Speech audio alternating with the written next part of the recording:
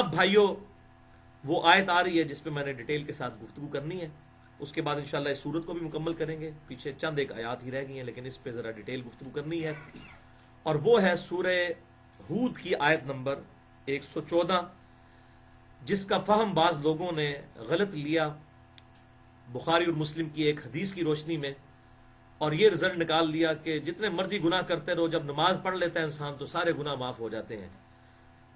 اگر کالجز یا یونیورسٹیز کی لڑکے لڑکیاں آپس میں کوئی ڈیٹس کہیں پہ مار لیں تو خیر ہے، یہ تو چھوٹا سا گناہ ہے، نماز اگلی پڑھیں گے تو معاف ہو جائے گا، کیونکہ یہ اس طریقے سے معاملات کرنا ہے تو چھوٹے گناہ ہیں، انہوں نے کون سا اس میں ایک ایکسٹریم پوزیشن تک چلے گئے ہیں۔ تو وہ اس آیت اور اس سے متعلقہ جو بخاری اور مسلم کی حدیث ہے اس سے غلط رزلٹ نکالتے ہیں۔ میں چاہ رہا ہوں کہ اس فتنے کو بھی یہاں پر دفن کیا جائے۔ پہلے یہ آیت پڑھ لیں، سورہ ہود کی آیت نمبر 114، وَأَقِمِ الصَّلَاةَ طَرَفَيِ النَّهَارِ، اور اے محبوب صلی اللہ علیہ وسلم نماز کو قائم کرو دنوں کے دونوں سروں پر، یعنی صبح اور شام، وَزُلَفًا مِّنَ اللَّيْلِ، اور رات کے کچھ حصے میں بھی۔ اب یہ مکی صورت ہے، اس وقت تک 5 نمازیں اس طریقے سے ڈیٹیل کے ساتھ ایڈریس نہیں کی گئی تھیں۔ صبح و شام کی نوافل پڑھا کرتے تھے یا رات کو تہجد کی نماز پڑھا کرتے تھے آپ صلی اللہ علیہ وسلم اور آپ کے اصحاب۔ اور اگر اس کو آپ نمازوں کے کانٹیکسٹ میں بھی جنرلائز بھی کر لیں تو تب بھی صبح اور شام کی نمازیں، شام کی آپ نمازوں کو آپ سمجھ لیں کہ صبح کی نماز میں پھر آپ کو فجر اور ظہر اور عصر بھی دن کی نمازوں میں لینی ہوگی، اور یہاں سے مغرب اور عشاء لینی ہوگی۔ ان الحسنات یذہبن السیئات، بے شک نیکیاں مٹا دیتی ہیں گناہوں کو۔ جب کوئی شخص نماز پڑھے گا تو اس کے گناہ معاف ہو جائیں گے۔ ذالک ذکریٰ للذاکرین، اور یہ ہے نصیحت ان لوگوں کے لیے جو واقعی نصیحت قبول کرنا چاہیں، جو واقعی حق قبول کرنا چاہیں، اس میں ہے ان باتوں میں نصیحت ان لوگوں کے لیے۔ وَاصْبِرْ، اور اے محبوب صلی اللہ علیہ وسلم صبر کیجئے، فَإِنَّ اللَّهَ لَا يُضِيعُ أَجْرَ الْمُحْسِنِينَ، بے شک اللہ تبارک و تعالیٰ نیکوکاروں کے اجر کو کبھی ضائع نہیں کرتا۔ انسان بڑی کمٹمنٹ کے ساتھ اللہ تعالیٰ کی فرما برداری کرتا چلا جائے، اللہ تبارک و تعالیٰ کسی کے اعمال کو ضائع کرنے والا نہیں ہے، الحمدللہ۔ یہ بھائیو وہ آیت ہے جس کے کانٹیکسٹ میں ایک بخاری اور مسلم کی متفق علیہ حدیث ہے، وہ بھی میں بیان کروں گا، اور اس سے بعض لوگ غلط رزلٹ نکالتے ہیں۔ اس آیت کے کانٹیکسٹ میں جنت کے 8 دروازوں کی نسبت سے انشاءاللہ 8 صحیح الاسناد احادیث بیان کروں گا، اور ان میں سے 3-4 جو ہیں بخاری اور مسلم سے ہیں اور باقی کتابوں سے بھی ہیں، اور پھر انشاءاللہ تعالی جو باقی 5-6 آیات رہ گئی ہیں ان کو ہم کنکلوڈ کریں گے، تاکہ اگلی دفعہ ہم سورہ یوسف شروع کریں، جو قرآن پاک کی سب سے انٹرسٹنگ صورت ہے، یزار سیف والی صورت، یوسف علیہ السلام سے ریلیٹڈ۔ تو یہ 8 حدیثیں میں اس حوالے سے بیان کرتا ہوں۔ پہلی حدیث جو اسی آیت کے کانٹیکسٹ میں ہے، صحیح بخاری اور مسلم کی متفق علیہ حدیث ہے۔ صحیح بخاری میں انٹرنیشنل نمبر کے مطابق 4687، صحیح مسلم میں 7001 نمبر یہ حدیث ہے، اور صحیح مسلم کا جو طرق ہے 7004 نمبر، اس میں بڑی ڈیٹیل کے ساتھ یہ حدیث ہے۔ ایک صحابی آپ صلی اللہ علیہ وسلم کی خدمت میں حاضر ہوئے اور انہوں نے کہا، یا رسول اللہ صلی اللہ علیہ وسلم، آج مدینہ شہر کے کنارے پر میں نے ایک عورت کو گلے لگایا، نامحرم عورت کو، کسی اجنبی عورت کو، اور اس کے ساتھ میں نے خوب دبا آزمائی کی، صرف میں نے اس کے ساتھ انٹر کورس نہیں کیا، یعنی اس زواجی تعلق جو ہوتا ہے وہ قائم نہیں کیا، باقی میں نے سب کچھ اس کے ساتھ کیا ہے، تو اب مجھے بتائیے میرے لیے کیا سزا ہے۔ شریف النفس لوگ تھے، غلطی کر کے ان کو شرمندگی ہوتی تھی، اور گناہ پر شرمندگی ہی خود توبہ کی نشانی ہے۔ تو آپ صلی اللہ علیہ وسلم کے سامنے جب اس نے یہ بات کی تو سیدنا عمر جلالی طبیعت والے وہاں پر موجود تھے رضی اللہ تعالیٰ عنہ، انہوں نے کہا کہ بھائی جب اللہ نے تیرا پردہ رکھا تھا تو نے ضرور اپنا پردہ چاک کرنا تھا، توبہ طائب کر لیتا، لیکن آپ صلی اللہ علیہ وسلم خاموش رہے، یہاں تک کہ وہ شخص وہاں سے اٹھا اور چلا گیا۔ اور خاموشی آپ پر کیوں طاری ہوتی تھی؟ ایسے موقعوں پر آپ صلی اللہ علیہ وسلم وحی کا انتظار کرتے تھے۔ جب وہ چلا گیا تو پھر آپ صلی اللہ علیہ وسلم نے تھوڑی دیر بعد خاموشی اپنی توڑی اور فرمایا کہ وہ جو شخص یہاں پر سوال کرنے آیا تھا اس کو بلاؤ۔ تو ایک صحابی پیچھے سے گئے اور ان کو بلا کر لائے، آپ صلی اللہ علیہ وسلم کی خدمت میں حاضر ہوئے، تو پھر آپ صلی اللہ علیہ وسلم نے اس گناہ کے اعتبار سے توبہ کے لیے آپ صلی اللہ علیہ وسلم نے سورہ ہود کی یہ آیت مبارکہ تلاوت کی اور اس کو ایمفسائز کیا کہ تم نماز پڑھو، اللہ تعالیٰ تمہارے اس گناہ کو معاف کر دے گا. اور اس کے ثبوت میں آپ صلی اللہ علیہ وسلم نے یہی آیت تلاوت کی. اس سے یہ بات پتہ چلی کہ آپ صلی اللہ علیہ وسلم بھی اپنی بات کی دلیل میں کتاب اللہ سے آیت پیش کیا کرتے تھے. یہ امت کی تعلیم کے لیے بھی ہے، ورنہ آپ کا اکیلا فرما دینا بھی کافی تھا، لیکن آپ صلی اللہ علیہ وسلم نے بات ارشاد فرمائی تو ساتھ ہی آپ صلی اللہ علیہ وآلہ وسلم نے آیت مبارکہ سورہ ہود کی آیت نمبر 114 تلاوت فرمائی.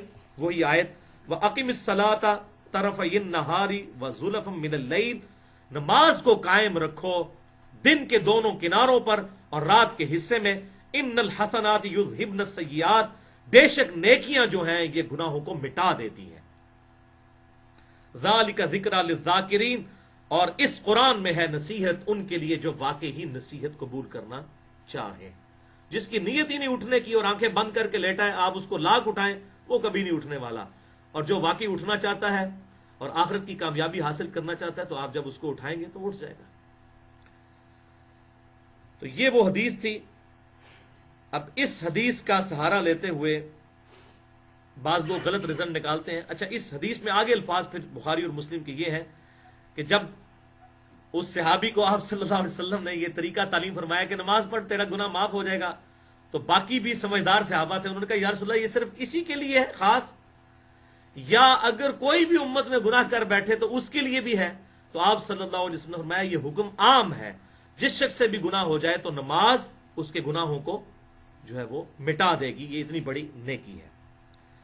بہرحال اس حوالے سے لوگ کہتے ہیں کہ جس سے یہ بات ثابت ہوئی، چونکہ نیک اعمال جو ہیں یہ تو صحیح ہے، بخاری اور مسلم کی کتنی حدیث اس پر گواہ ہے، اس میں سے ایک صحیح مسلم کی میں حدیث بھی بیان کر دوں گا اور بخاری اور مسلم کی ایک متفق علیہ حدیث بھی آگے چل کر بیان کروں گا کہ واقعی نیک اعمال جو ہیں گناہوں کو مٹا دیتے ہیں، لیکن صرف صغیرہ گناہوں کو، کبیرہ کو معاف نہیں کیا جاتا جب تک کہ سچی توبہ نہ کر لی جائے. تو کہتے ہیں دیکھیں جناب، اس کے اندر تو کہا گیا نماز پڑھو تمہارے گناہ معاف ہو جائیں گے، اس کا مطلب ہے کہ اگر کسی اجنبی یا نامحرم عورت کے ساتھ انٹر کورس نہ کیا جائے، وہ تعلق ایکسٹریم قائم نہ کیا جائے، اس کے علاوہ جو مرضی کر لیں، بوسو کنار کر لیں، گلے لگا لیں، جو مرضی کریں، کوئی لڑکا جا کے ڈیٹ مار لے، معاف ہو جائے گا، نماز پڑھ لے. یعنی زور سے پہلے ڈیٹ مارے، اس کے بعد زور کی نماز پڑھے تو معاف، زور کے بعد کسی اور کے ساتھ کرے تو اثر پڑھے تو وہ بھی معاف، اثر کے بعد کسی اور کے ساتھ کرے تو مغرب پڑھے تو وہ بھی معاف. وہ اس سے رزلٹ نکالتے ہیں. تو آن دا فیس آف آرگومنٹ تو بظاہر یہ ان کی دلیل صحیح لگتی ہے، لیکن یہ ان کی دلیل ٹھیک نہیں ہے، کیونکہ کوئی شخص معافی کی امید پر جان بوجھ کر کسی چھوٹے گناہ پر بھی استقامت اختیار کرے تو بذات خود یہ اس کا عمل ہی بغاوت پر مبنی ہے اور یہ خود گناہ کبیرہ ہے. آپ اللہ تبارک و تعالیٰ کی اس کتاب کے مزاج کو سمجھیں کہ اللہ تعالیٰ کیسا انسان، اللہ کو کیسا انسان مطلوب ہے. ایسا انسان کہ جو بار بار گناہ کرنے پر جو ہے وہ توبہ کی امید کے اوپر جان بوجھ کر گناہ کرے. کیا اللہ تعالیٰ یہ چاہتا ہے؟ قطعاً نہیں چاہتا. ورنہ یہ کتابوں کا مقدمہ، پیغمبروں کا مقدمہ ہی اسی بات پر قائم ہے کہ آپ نے اپنی پوری کوشش کرنی ہے کہ گناہ سے بچیں، اس کے باوجود اگر ہو جائے پھر اللہ کی طرف رجوع لائیں. تو وہ کہتے ہیں جی یہاں پر چونکہ اس نماز سے گناہ معاف ہو گئے تو بھائی نماز سے پہلے ہی اس نے اس گناہ کبیرہ سے توبہ بھی کی ہے، شرمندہ تھا نا، تبھی تو آپ کے پاس آیا یا رسول اللہ مجھے پاک کر دیجئے، مجھ پر حد جاری کیجئے، جو میرا جرم ہے مجھے سزا دیجئے. تو شرمندگی خود بخود توبہ ہے، توبہ اس نے پہلے کی ہے اور بعد میں اس کی تسلی کے لیے بات آئی کہ اگلے نیک اعمال بھی کرو گے تو بالکل کلین واش ہو جاؤ گے. اس حوالے سے یہ بالکل غلط رزلٹ ہے. یہ تو بالکل اس طریقے سے ہے کہ کوئی شخص سورہ نساء میں 2 دفعہ یہ آیت آئی، آیت نمبر 48 اور آیت نمبر 116. بسم اللہ الرحمن الرحیم. ان اللہ لا یغفر ان یشرک بہ ویغفر ما دون ذلک لمن یشاء. بے شک اللہ تعالیٰ قیامت والے دن کوئی شخص اس حال میں پیش ہوا کہ اس نے دنیا میں شرک کے بغیر توبہ کے شرک کے ساتھ مرا، شرک کی حالت میں، اس حال میں قیامت والے دن اللہ کے حضور پیش ہوا تو اللہ تعالیٰ اس گناہ کو کبھی معاف نہیں کرے گا، دنیا میں معاف کر دے گا. وہ سورۃ الفرقان کا آخری رکوع ہے کہ اگر دنیا میں کوئی شرک سے بھی توبہ کر لے اللہ تعالیٰ اس کے گناہوں کو بھی نیکیوں سے بدل دے گا. الحمدللہ. لیکن یہ آخرت کا معاملہ ہے. ان اللہ لا یغفر ان یشرک بہ. بے شک اللہ تعالیٰ اس گناہ کو کبھی معاف نہیں کرے گا کہ کسی شخص نے دنیا میں اس حال میں موت اسے آئی کہ اس نے اللہ کے ساتھ شرک کیا ہوا. وَيَغْفِرُ مَا دُونَ ذَلِكَ لِمَن يَشَاءُ، اور اس کے علاوہ جتنے گناہ ہیں معاف کر دے گا.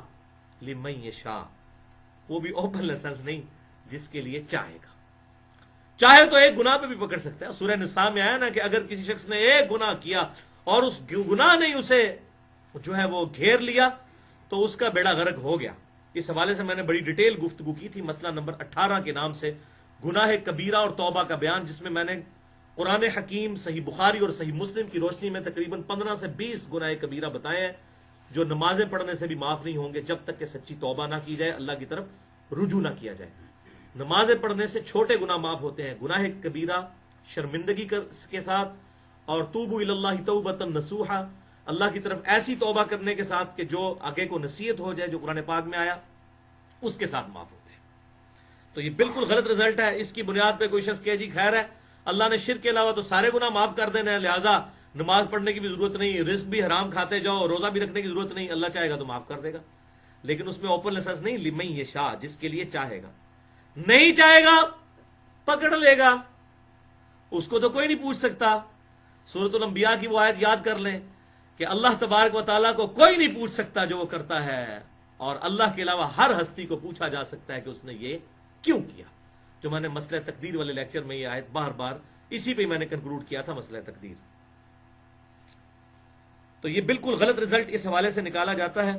اور آج کل اس ماڈرن دور کے اندر جو یہ آزمائش انٹرنیٹ کی شکل میں اور موبائل فونز کی شکل میں، اور یہ جو بڑے بڑے بینرز بےہودہ عورتوں کے یہ موبائل کمپنیوں نے چوراہوں پر لگا دیے ہیں، میں یہ کہتا ہوں یہ اتنی بڑی بے حیائی کا طوفان بدتمیزی ہے کہ اتنی بڑی آزمائش سے تو صحابہ اکرام کو بھی گزرنا نہیں پڑا. ان پر اور آزمائش آئی قتال کے حوالے سے، لیکن جو بے حیائی کا جو طوفان بدتمیزی جس طریقے سے اس وقت امت کو آزمایا جا رہا ہے، اس کا تو عشر اشیر بھی صحابہ کو نہیں آزمائش میں ڈالا گیا. اس زمانے میں کون اس طریقے سے بڑے بڑے پوسٹر یا گھر تک جو ہے وہ ایسے معاملات پہنچ جاتے ہوں گے. عورتیں بھی تھی تو وہ بھی پردے کے اندر نکلتی تھی. اتنی بڑی آزمائش امت پہ آ پڑی ہے. اور خصوصاً ہمارا جو ماڈرن پڑھا لکھا طبقہ ہے، اور کیا دیندار اور کیا بے دین لوگ، سب کی یہ حالت ہے کہ وہ منگیتر میں اور منکوحہ میں فرق ہی نہیں کرتے. یہ دو ٹرم سمجھ لیں. منگیتر تو یہ ہے کہ کہیں پر آپ کی بات چلی اور رشتہ طے پایا، لیکن جب تک نکاح نہیں ہو جاتا جو آفیشل بانڈ ہے اللہ تعالیٰ کی طرف سے، اس وقت تک وہ دونوں نامحرم ہیں. صرف بات طے ہو جانے سے یا منگیتر بن جانے سے محرم نہیں بن جائیں گے جب تک نکاح نہیں ہوگا، کیونکہ آفیشل بانڈنگ تو نکاح ہے. اور نکاح کے بعد بھی بس اس معاملے میں اس حد تک ہی آگے بڑھا جا سکتا ہے کہ کوئی فزیکلی علیحدگی کے اندر کوئی معاملہ نہ ہو، کل کو کوئی پھوٹ پڑ گئی اور کوئی ایسا ویسا مسئلہ ہو گیا، کوئی کیس بن گیا تو کوئی بے حیائی کی تہمت لگ گئی تو اور سے اور معاملہ بگڑ جاتا ہے. اور ایسے واقعات دیکھنے میں آئے ہیں. لہذا جب تک رخصتی نہ ہوئی ہو، چاہے کوئی میاں بیوی بھی ہیں، نکاح کے بانڈ میں بھی ہیں، تب بھی وہ علیحدہ میں ملاقات نہ کریں جب تک آفیشل رخصتی نہ ہوئی ہو. ویسے ملنے میں کوئی حرج نہیں، منگیتر نہ ہو، منکوہ ہو تو اس میں کوئی حرج نہیں ہے. اچھا بھائیو، اس حوالے سے اللہ تبارک و تعالیٰ نے قرآن حکیم میں غض بصر جو ہے، یہ عربی کی ٹرم ہے، غین ضاد با صا را، غض بصر کہتے ہیں نگاہوں کو نیچا رکھنا. اس پر سورہ نور کے اندر بڑا زور ہے، اور سب سے پہلے غض بصر کا حکم اللہ تعالیٰ نے مردوں کو دیا ہے. سورہ النور کے اندر اے محبوب صلی اللہ علیہ وسلم مومن مردوں سے کہو کہ اپنی نگاہیں نیچی رکھیں اور اپنی شرمگاہوں کی حفاظت کریں. پہلے مرد کا پردہ بیان ہوا ہے، نگاہیں نیچی رکھیں، یعنی ادھر ادھر نگاہ اٹھا کے نہیں، بس اتنی نیچی رکھیں کہ آپ کو راستہ نظر آ رہا ہے. یہ بیجا نگاہ کو اٹھانا یہ پھر انسان کو برائی میں مبتلا کر دیتا ہے. اور پھر اس کے بعد سورہ نور میں ہی آگے آیا کہ اے نبی صلی اللہ علیہ وسلم مومنین عورتوں کو حکم دیں کہ وہ بھی اپنی نگاہیں نیچی رکھیں اور اپنی شرمگاہوں کی حفاظت کریں. اور پھر عورتوں کے حوالے سے جس طرح ڈیٹیل احکامات سورۃ الاحزاب کے اندر آئے، سورہ النور کے اندر آئے، انشاءاللہ کبھی موقع ملا تو 1-1.5 گھنٹے کا علیحدہ سے ٹاپک ہے. یہاں تک آیا قرآن حکیم کے اندر، سورہ نور کے اندر اور سورہ الاحزاب کے اندر، کہ عورت کے زیور کی چھنکار بھی گھر سے باہر نہ سنائی دے. یہاں مولوی اس معاملے میں لڑ رہے ہیں کہ چہرے کا پردہ ہے یا نہیں ہے. خدا کے لیے بھائی قرآن کے مزاج کو سمجھو، اللہ کے مزاج کو سمجھو. جو قرآن ہمیں یہ حکم دیتا ہے کہ عورت کے زیور کی چھنکار بھی گھر سے باہر نہ سنائی دے، وہ عورت کو یہ اجازت دے گا کہ وہ چہرہ کھول کے باہر پھرے؟ اور پھر وہ شیخ البانی نے کتاب لکھی، اسی کو ڈاکٹر ذاکر نے کاپی کیا، اور پھر ڈاکٹر ذاکر نائک کی اسلام کے لیے خدمات اپنی جگہ، لیکن اس نے ایک فتنوں کا دروازہ کھول دیا جی عورت کے چہرے کا پردہ ضروری نہیں ہے، چہرہ چونکہ وہ اس میں داخل ہی نہیں ہے زینت کے اندر۔ وہ لوگ کہتے ہیں چہرہ زینت میں داخل ہی نہیں ہے۔ ان سے پوچھو جب آپ لوگوں کی شادیاں ہوتی ہیں تو بغیر چہرہ دیکھے پسند کرتے ہیں؟ چہرہ اگر زینت نہیں تو باقی اور کون سی چیز زینت ہے؟ وہ کہتے ہیں وہ جو کہا گیا نا کہ زیور کی چھنکار باہر نہ سنائی دے، تو چونکہ زیور جو ہے وہ زینت کی چیز ہے تو زینت کا پردہ ہے۔ خدا کے لیے بھئی زیور زینت ہے تو قرآن کے مزاج کو سمجھیں۔ اگر قرآن زیور کو زینت کہہ رہا ہے تو چہرے کو نہیں کہے گا؟ چہرہ تو بدرجہ اولا زینت ہے۔ اور یہ ایسی بات ہے کہ راکٹ سائنس نہیں، وہ آپ کسی ایک موچی سے بھی پوچھ لیں وہ بھی سمجھا دے گا۔ مولوی کو سمجھنا ہے علیحدہ بات ہے، کسی ڈاکٹر انجینئر کو سمجھنا ہے ضد اور ہٹ درمی کی وجہ سے وہ علیحدہ بات ہے، لیکن ایک عام ان پڑھ جاہل آدمی بھی اپنی انسٹنکٹ کی وجہ سے سمجھا دے گا۔ جو صحیح مسلم میں حدیث ہے، گناہ وہ جو تیرے دل میں کھٹکے اور تو اس بات سے آر محسوس کرے کہ لوگ اس پر مطلع ہو جائیں، وہ تیرے دل میں، دل کے اندر جو مفتی بیٹھا ہے وہ تجھے خود بتائے گا کہ یہ معاملہ غلط ہے، یہ صحیح ہے۔ انشاءاللہ کبھی موقع ملا، یہ بھی ادھار ہے، چہرے کے پردے کے اوپر بھی میری گفتگو رہتی ہے۔ بل اس حوالے سے باقی ہم 7 حدیثیں یہاں پر کور کر لیں۔ دوسری حدیث ہے سنن نسائی الکبریٰ کے اندر صحیح سند کے ساتھ کہ آپ صلی اللہ علیہ وسلم نے ارشاد فرمایا، کوئی 2 مرد اور عورت کبھی خلوت اختیار نہ کریں ورنہ اس خلوت میں تیسرا شیطان داخل ہو جاتا ہے۔ اجنبی مرد و عورت خلوت نہیں اختیار کر سکتے۔ تیسری حدیث سنن نسائی کے اندر موجود ہے صحیح سند کے ساتھ، اور یہ حدیث تو کنکلوڈ کرنے والی ہے۔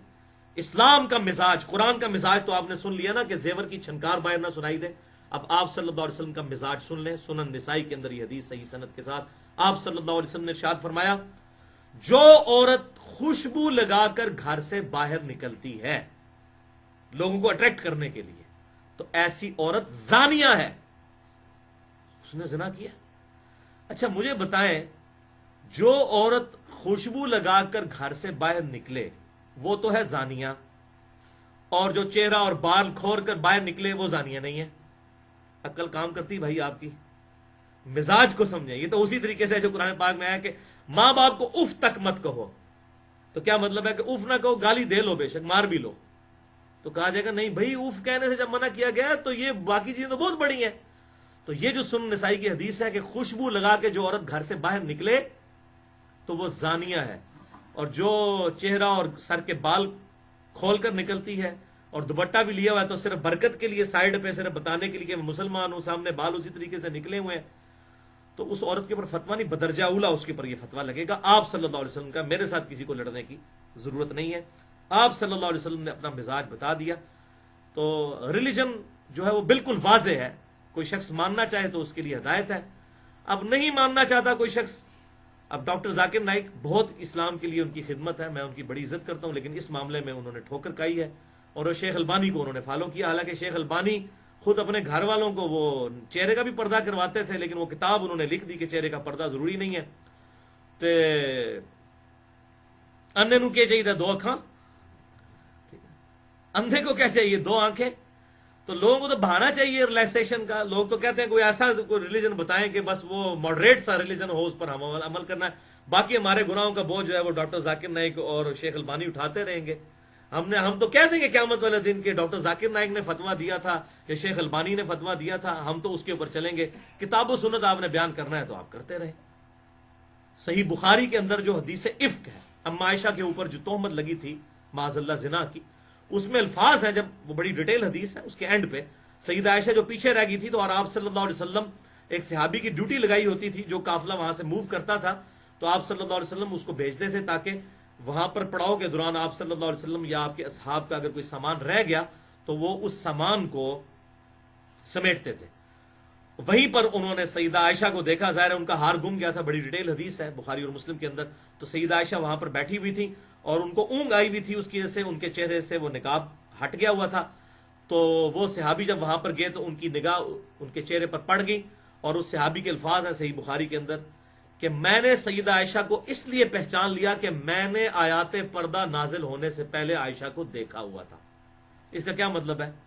کہ آیات پردہ نازل ہونے کے بعد سیدہ عائشہ چہرے کا پردہ کرتی تھی. پھر اس کا بھی جواب دیتے ہیں نہیں وہ حضرت عائشہ کا تقوی تھا. کل کو آپ کہو گے جی جناب کوئی داڑھی رکھتا ہے تو اس کا تقوی ہے. حضور صلی اللہ علیہ وسلم نے تقوی کے لیے رکھی، کوئی داڑھی ضروری نہیں ہے. آپ ہر معاملے میں یہ کہہ دیں گے. تقوی کیا؟ سورۃ الاحزاب کے اندر اللہ تعالیٰ نے 22ویں پارے کے پہلے صفحے پہ یہ بات ارشاد فرمائی ہے، نبی کی بیویوں تم عام عورتوں کی طرح نہیں ہو، تم نے تو امت کے لیے رول ماڈل بننا ہے. امت نے امہات المومنین کو فالو کرنا ہے، یا شیخ البانی یا ڈاکٹر ذاکر نائک کو فالو کرنا ہے، یا مجھے فالو کرنا ہے انجینئر محمد علی مرزا صاحب کو. میں کہوں گا کہ جی ہاں جی مجھے فالو کریں جی، میں جو قیامت دن آپ کے گناہوں کا بوجھ اٹھا لوں گا. نہیں، کتاب و سنت کے دلائل کو دیکھنا ہے، اس کو فالو کرنا ہے. تو بالکل کلیئر کٹ ہے کہ میں نے عائشہ کو اس لیے پہچان لیا کہ میں نے آیات پردہ نازل ہونے سے پہلے انہیں دیکھا ہوا تھا. تو اس کا مطلب ہے کہ بعد میں ایسے معاملات بارلی اس حوالے سے انشاءاللہ کبھی موقع ملا میں ڈیٹیل سے عرض کروں گا. چوتھی حدیث بڑی خطرناک روایت ہے، یہ صحیح سند کے ساتھ شیخ البانی خود اسے احادیث صحیحہ کے اندر بھی لے کر آئے، اور یہ المعجم الکبیر الطبرانی کے اندر صحیح سند کے ساتھ یہ حدیث موجود ہے. بڑی کریٹیکل حدیث ہے. میں اس کا نمبر بھی بتا دیتا ہوں.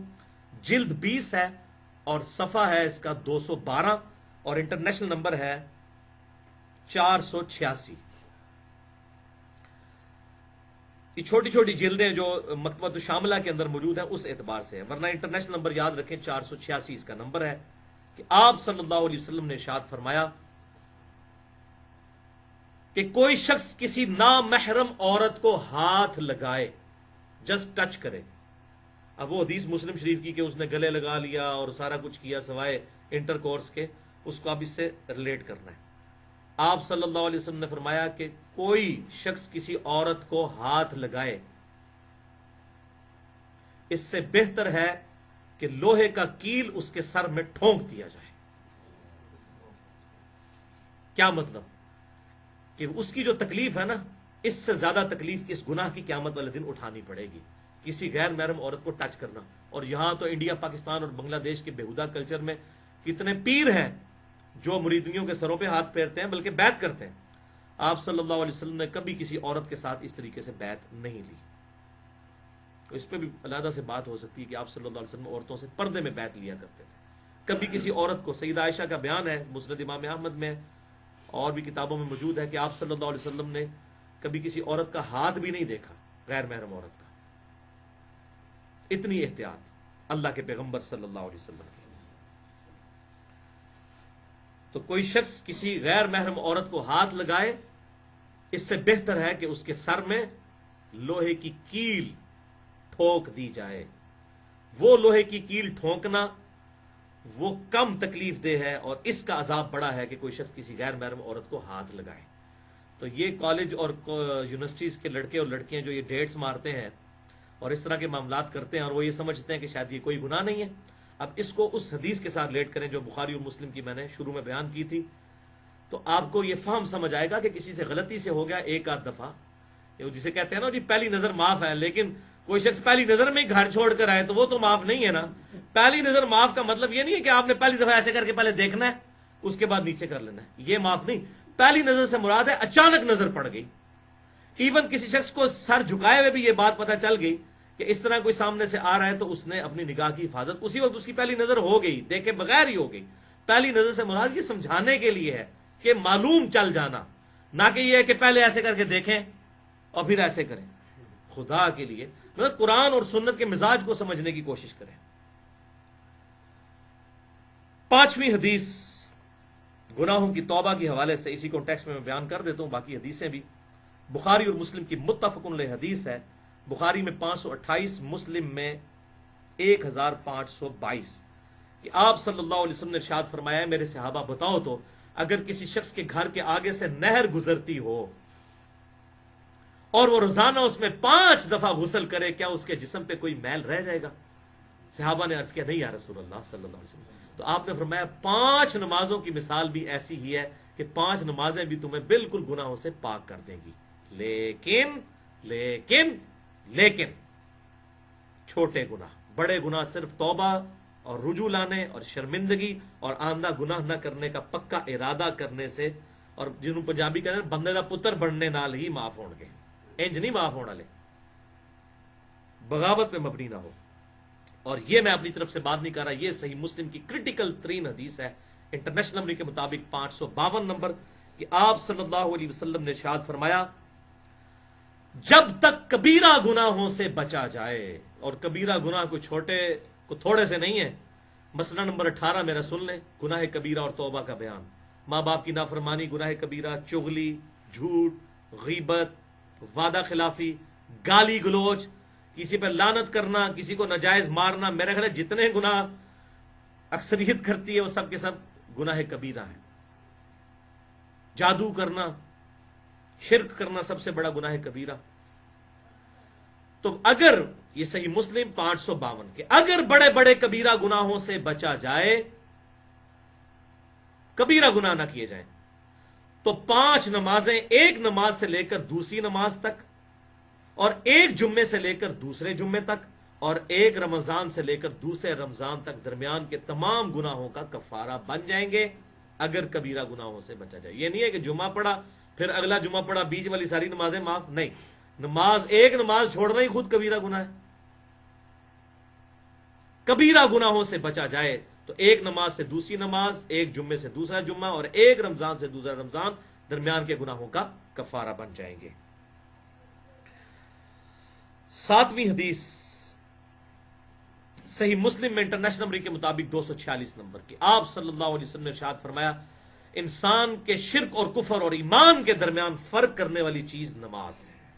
یہ ہے فرق، یعنی اگر مومن ہے تو وہ نمازی ہوگا، باقی وہ عملاً تو وہ کافر ہی ہے، عقیدے میں ہم اس کا احترام کر کے اسے کلمہ گو اور ہونے کی وجہ سے مسلمان کہتے رہے، عملاً تو وہ کافر ہے، عقیدے میں مسلمان ہے، ہم اس کا احترام کرتے ہیں کلمے کا، ادروائز عملاً وہ کافر ہے۔ اور اس کے ثبوت میں جامعہ ترمذی میں انٹرنیشنل نمبر کے مطابق 2621، سنن نسائی میں 463 اور سنن ابن ماجہ میں 1079 نمبر حدیث ہے کہ آپ صلی اللہ علیہ وسلم نے ارشاد فرمایا کہ بندے کے شرک اور ایمان کے درمیان، کفر اور ایمان کے درمیان فرق نماز ہے۔ وہی الفاظ مسلم والے، لیکن اس میں آگے ہیں جس نے جان بوجھ کر ایک نماز بھی ترک کی گویا اس نے کفر کیا، عمل تو اس کا کافروں والا، ہو مسلمان اور نماز نہ پڑھے تو اذان سن کر وہ بھی نماز کے لیے مسجد میں نہ جائے اور ایک کافر بھی نہ جائے تو بھائی تو عمل تو دونوں کا ایک جیسا ہے نا، عمل اس کا کافروں والا ہے۔ اور اس حوالے سے بڑی ڈیٹیل احادیث ہے مسند امام احمد میں، سنن نبی داؤد میں، آپ صلی اللہ علیہ وسلم نے ارشاد فرمایا کہ قیامت والے دن سب سے پہلا سوال نماز کے بارے میں ہوگا، اگر کسی کی نماز درست نکل آئی تو اس کے اگلے سوال آسان ہوتے چلے جائیں گے، اور اگر کسی کی نماز صحیح نہ نکلی تو اگلے سوالات مشکل در مشکل ہوتے چلے جائیں گے۔ اور بڑی ڈیٹیل کے ساتھ حدیث مسند امام احمد کے اندر موجود ہے کہ آپ صلی اللہ علیہ وسلم نے ارشاد فرمایا کہ نمازی کے لیے نماز دلیل ہوگی، نجات ہوگی اور نور ہوگی، قیامت والے دن دلیل، نجات اور نور ہوگی، اس کے لیے یہ ذریعہ بن جائے گی جنت میں پہنچنے کا۔ اور بے نمازی کے پاس نماز نہیں ہوگی تو اس کے لیے نہ کوئی دلیل ہوگی، نہ کوئی نجات ہوگی، نہ کوئی نور ہوگا پولیس رات کے اندھیرے پر چلنے کے لیے، الٹا اس کا حشر اللہ تعالیٰ فرعون، حامان اور امیہ ابن خلف کے ساتھ کرے گا، وَلِعَاذُ بِاللَّهِ تعالی۔ کچھ بھی ہے یا اللہ تیرے محبوب کی امت سے ہے، بندے دا پتر اسی کوئی نہیں پڑھنا، نمازاں اسی کوئی نہیں پڑھنی ہے، کچھ بھی ہے اللہ تیرے محبوب کی امت سے ہے، اسی طریقے نہ لولے لنگڑا مسلمان سانو قبول کر لیں۔ یہ دیکھ لیں، یعنی اگر محبوب کی امت سے ہے تو محبوب کی یہ باتیں پسے پش ڈالی ہوئی ہیں، وَلِعَاذُ بِاللَّهِ تعالی۔ یعنی یہ قرآن کا مقدمہ اور یہ جو میں احادیث سنا رہا ہوں، معاذ اللہ استغفر اللہ، کیا یہ باتیں ڈھونگ ہیں؟ ایسے معاملات نہیں ہونے والے، یہ دھمکیاں صرف لوگوں کو چسکا لینے کے لیے یہ چیزیں نہیں بھائیو، یہ معاملہ ہونے والا ہے اور بڑا سخت معاملہ ہونے والا ہے، جو سیدنا علی کا قول ہے رضی اللہ تعالیٰ عنہ کہ انسان سویا ہوا ہے، جب مرے گا تو جاگ اٹھے گا۔ اوہ یہ کیا ہوا؟ وقت گزرنے کا پتہ ہی نہیں چلا، انسان کو پتہ ہی نہیں چلے گا۔ واقعی انسان غفلت کی نیند سویا ہوا ہے، مرتے ہی آنکھ کھلے گی کہ بھئی یہاں تو وہ کرنسی نہیں چلنے والی، یہاں تو اعمال ہی کام آنے ہیں، اور اعمال ہوں گے تو انشاءاللہ اللہ کی رحمت اور آپ صلی اللہ علیہ وسلم کی شفاعت شامل حال ہوگی تو انشاءاللہ فائدہ ہوگا۔ جیسا دنیا میں بھی صرف رحمت سے کچھ نہیں ہوتا، رحمت کی بارش جتنی مرضی ہو، اگر کسی کسان نے بیج نہیں بویا اس کی فصل نہیں اگنے والی، ٹھیک ہے؟ تو جس نے اعمال کا بیج نہیں بویا، قیامت والے دن اللہ کی رحمت اور آپ صلی اللہ علیہ وسلم کی شفاعت کے اوپر اگر وہ ناجائز امید لگاتا ہے تو وہ تو پھر کتاب و سنت کے دلائل کے خلاف کو اپنی انٹرپریٹیشن، اپنی فلسفہ پیش کرے گا، والعیاذ باللہ تعالی۔